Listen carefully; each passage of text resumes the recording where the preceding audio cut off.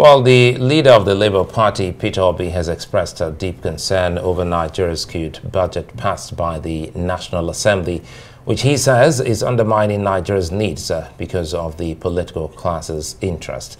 In a statement by the spokesperson of the Obi Dati Presidential Campaign Council, Yunusa Tanko, the former presidential candidate in the 2023 general election says allocating 15 billion naira to the National Assembly Clinic, an amount that dwarfs the allocation to the National Hospital, was disturbing and required review. Obi also criticized the 15.3 billion naira allocation for the National Assembly Library project and procurement of books, including the e-library. Obi further expressed concern over allocating 10 billion naira for the Senate and House of Representatives car parks and the National Assembly Recreation Center, while allocating less to the Ministry of Science, Technology and Innovation. The former presidential candidate is now calling for a reassessment of priorities, revisiting the budget and eliminating frivolous expenditures.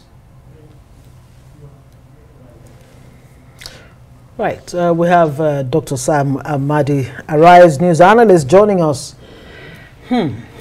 Good to see you. Where do you even start from? I mean, the seeming lack of priorities as far as Peter Obi is concerned. If you look at the 2024 budget, what do you make of some of the points he's raised? I think let me start with 2019. Was this report on poverty and inequality in Nigeria issued by the world-renowned anti-poverty agency.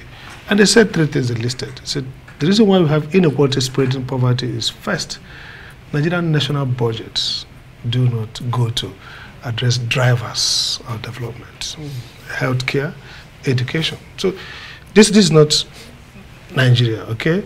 This is international, and they look at it dispassionately. So the first thing, Peter is absolutely correct, and that's not just about Tinubu administration. It's about the fact that the Nigerian political class, really, over the years, have used natural resources to further their own interests. So if you open that budget, I mean, let's give an example.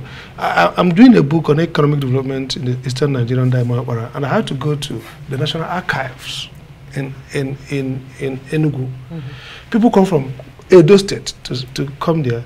If you see the shambolic nature of National Archive, no, they can't even duplicate anything for you. Wow. I've gone to the library here.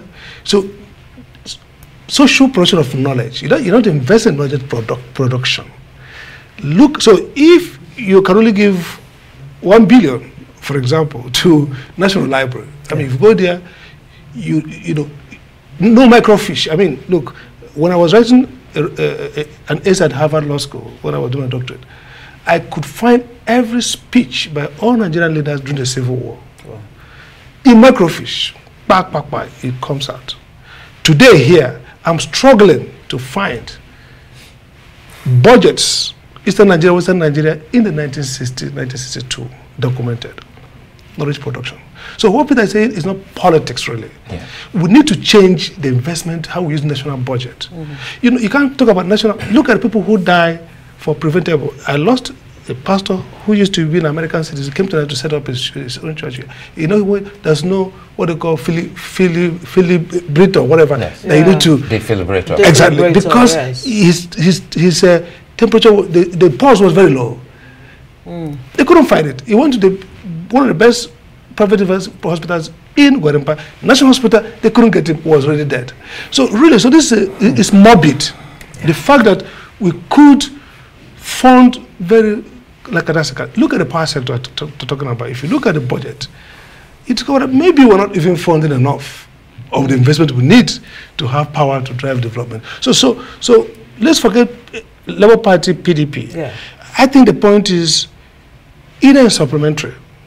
Government should really pity the country. People in power across board, PDP, APC, they should pity the country and invest in the things that drive development. Yeah. I mean, you can't be talking about 15 billion for National Assembly Library project. I mean, I was still advisor there, and I don't think really you need any such amount. What are they procuring really? Yeah. Who is reading the book?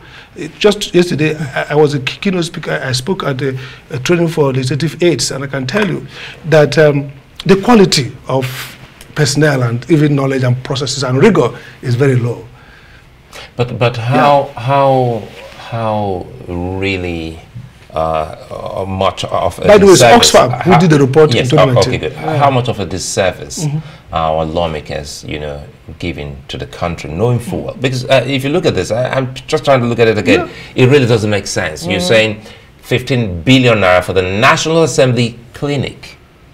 That dwarfs the budget for the National Hospital for you and I. And other federal hospitals. My rep, your rep, everyone watching, their representatives was there to put their, signature to this document.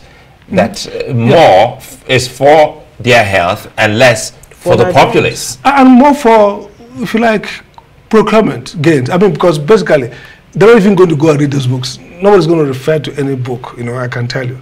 But the point is this, it is a good point. Think around, so the question is that it's conceptual. The Nigerian state has no development agenda as a concept. You see, we look at the outcome. Look at what creates the outcome. You are a family man, you have a household, okay? So if you're not going to provide for health, education, and you probably want to buy the biggest car, it tells a story around your concept of your family and its well-being. So the problem with Nigerian leadership is a conceptual one. Is that the leadership is not about development, about the people. So if you hear detail that says 10 million out of school, it doesn't strike everybody as a problem. If you hear something like mortality rate is 32 years, it doesn't strike everybody. If you hear things like 153 million Nigerians have no access to the barest sanitation, it doesn't strike you, because that's not the concept of the state. As a developmental state, look, if you check whether Singapore, Taiwan, anywhere in the world, the elites are worried about outcomes. So they're going to say, well, we look at the data is telling us that we are dropping in human development. Then they will now recalibrate their natural resource investment in those drivers. But if you are a safe-infused elite like we have, you're not going to look at your car. I mean, something simple. Must we buy 165, even if you're entitled to 165 million vehicle, you're entitled, let's assume it makes good sense. Under some circumstances, it told it in. You say, you know what, at this point, we can't do this. So the problem that P2B is underlining is a national ethos of irresponsibility.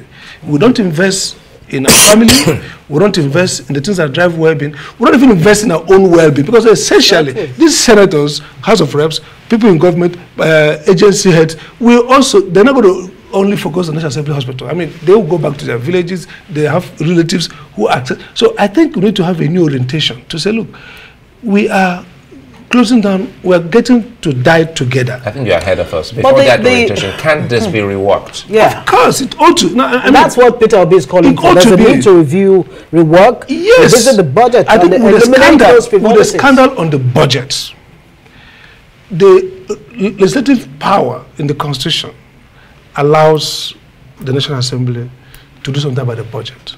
That's number one. Two, there are supplementary budgets which could revising reallocation of, now we have realized, maybe it's a mistake, nobody thought about it.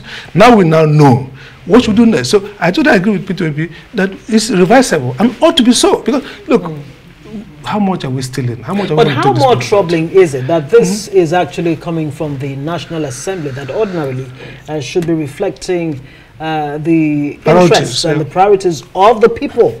They're representing the people. They should know what the pulse is, what the people want. My own experience that should be reflected. My own experience as chief executive, when I was in NEC, okay, some people meet me, some legislators, want to put 200 million in your budget. I said, I don't want it. In fact, I took NEC out of national budget because I said the market fund we get is enough to run the place.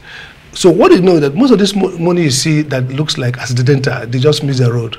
These were planted strategically. That's the point. You see, when you are living in a corrupt country, where the essence of governance is rentier, it's about making yourself rich and making those around you rich. Look, today, politicians are accumulating fighting fund for 2027. 27 years.